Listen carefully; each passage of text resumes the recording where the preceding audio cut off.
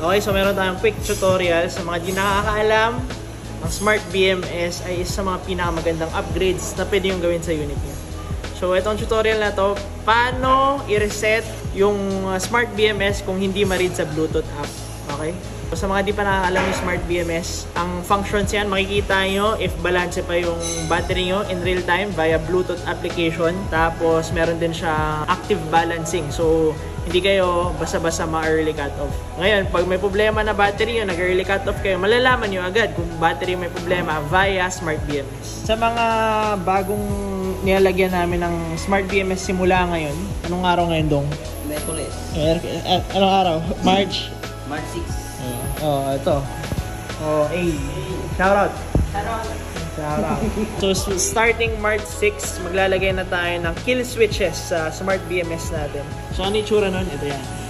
So, kung may ganito kayo, pwede nyo nang i-reset, hard reset yung Smart BMS nyo or yung battery nyo para ma-read ulit ng Bluetooth nyo. So, lately lang kasi rin namin ito nakuha. So, ganito ang gagawin nyo, okay? So, number 1, ibig sabihin ng pula, nakabukas yan. Active yung BMS nyo, okay? Ngayon, pag gusto nyo patayin yan, long press nyo to. Ayan, may maririnig kayo. Ayan, ibig sabihin ng walang ilaw, naka-off yan. So ngayon, gusto lang naman natin i-reset yung Smart BMS para makapag-connect dun sa app natin. Pindutin nyo lang ulit, single tap. Yan, naka-reset na yan. So ngayon, dapat makita nyo na siya sa Smart BMS app or JK Jinkong BMS app. Ayan, so dito sa shop, marami naka-JK BMS kasi isa yan sa mga pinupush namin para maalagaan natin yung batteries natin. Ayan, ito yung mga current, mga batteries na ka-JK BMS dito sa shop. So ito yan si Hailey.